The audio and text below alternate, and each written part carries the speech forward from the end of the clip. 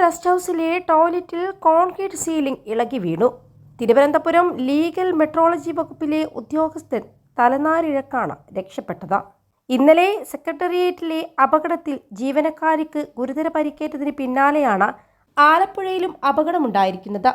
ഇന്ന് രാവിലെയായിരുന്നു സംഭവം.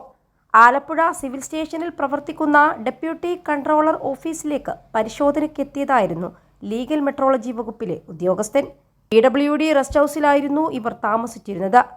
രാവിലെ ടോയ്ലറ്റിൽ പോയ ശേഷം ഒരു ഉദ്യോഗസ്ഥൻ പുറത്തേക്ക് ഇറങ്ങുന്നതിനിടെയാണ് സീലിംഗ് തകർന്നു വീണത്. അല്പം വൈകിയിരുന്നെങ്കിൽ അദ്ദേഹം അപകടത്തിൽപ്പെട്ടേനെ.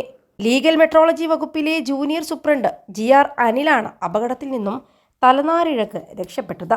PWD റെസ്റ്റ് ഹൗസ് പൊതുജനങ്ങൾക്ക് ഉൾപ്പെടെ തുറന്നു കൊടുക്കുന്നതിനെപ്പറ്റി സർക്കാർ ആലോചിക്കുന്നതിനിടയിലാണ് ഇത്തരമൊരു അപകടമുണ്ടായിരിക്കുന്നത്. G. സുധാകരൻ പൊതുമരാമത്ത് വകുപ്പ് മന്ത്രിയായിരുന്നപ്പോൾ റെസ്റ്റ് ഹൗസിൽ അറ്റകുറ്റപ്പണികൾ നടത്തിയിരുന്നു. ഇപ്പോൾ കോൺക്രീറ്റ് നിലത്ത് വീണ പൊട്ടിച്ചിതറിയതിന്റെ ദൃശ്യങ്ങൾ പുറത്തു വന്നിട്ടുണ്ട്. 21 ലക്ഷത്തോളം സന്തുഷ്ടരായ ഉപഭോക്താക്കളും 2 ലക്ഷത്തോളം തിമിര ശസ്ത്രക്രിയകളും പൂർത്തിയാക്കിയ മലബാറിലെ ഏക കണ്ണാശുപത്രി Al Salama eye hospital, hospital road, Perinthalmanna.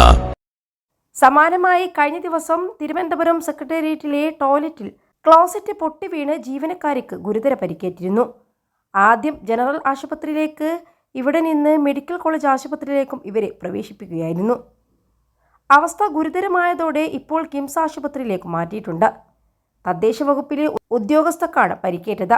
ഇന്നലെ ഉച്ചയ്ക്ക് 12 മണിയോടെ അനെക്സ് 1-ലെ 1-ാം നിലയിലെ ശുചിമുറിയിലാണ് അപകടമുണ്ടായത്. ക്ലോസറ്റിന്റെ ഒരു ഭാഗം പൊട്ടിപ്പൊളിഞ്ഞ് ഉദ്യോഗസ്ഥ നിലത്ത് വീഴുകയായിരുന്നു. കാലിന് സാരമായി പരിക്കേറ്റ യുവതിക്ക് 9 തുന്നലുകളുണ്ടെന്നാണ് വിവരം.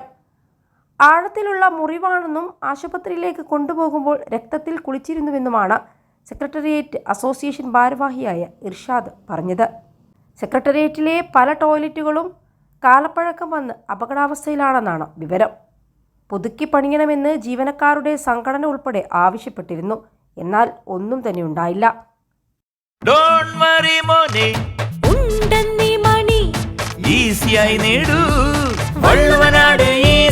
ആവശ്യം ഏതുമാകട്ടെ, പണം ഞങ്ങൾ തരും.